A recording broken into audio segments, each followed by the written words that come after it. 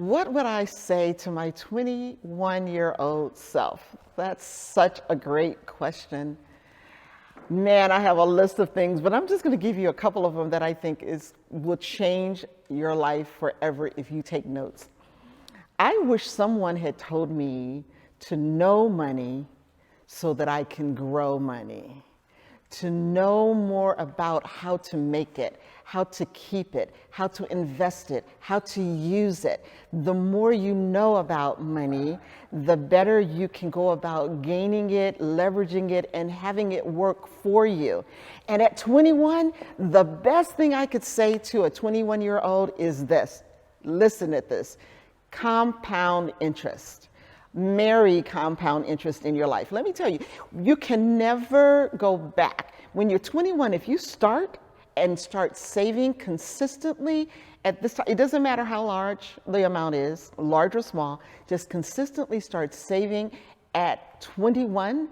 Later in your life, you have choices you never would have had before.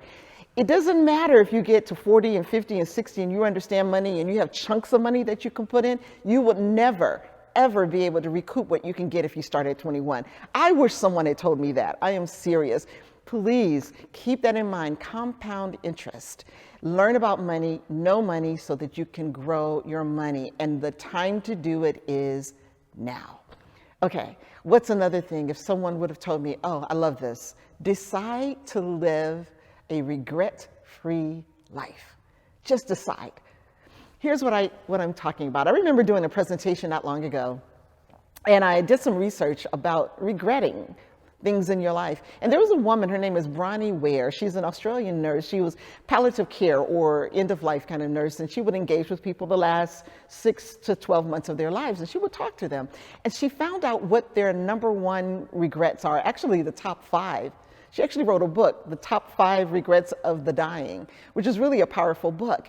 And so I was looking at that thinking that if I look at what people said who are exiting this experience on this side, and I learn from that so that I'm not one of those people that regret, then that could give me a leverage or a heads up, and I can live a life that doesn't have those regrets. And let me tell you, the number one regret was not having the courage to live in alignment with what you wanted to do, but instead was yielding to what other people wanted you to do. So I learned that, and I decided that right here and right now, going forward, no, I am going to operate on what makes me drive and what makes me happy, and not be, you can consider what other people want, but choosing the things that are going to keep me going and I won't regret it in the long run. I want to give you one more tool though. I want to expand on that, and that is to be true to yourself. There's a statement, and some of you have heard it before, Hamlet, who wrote Hamlet, yes. Anyway, he had a point in the play Hamlet, to thine own self be true. And the key is we want to be in alignment with our personal values. We want to be in alignment with what we believe. We don't want to sell out. Be mindful, be careful whether you're running your own business or working with other people or just in life. When others have values or things that are contrary to who you are, be careful with that. Don't necessarily go for the money or because it looks good or prestigious. Be true to yourself. It will make a huge difference in the long run. You can sleep at night. You can move forward with power and conviction.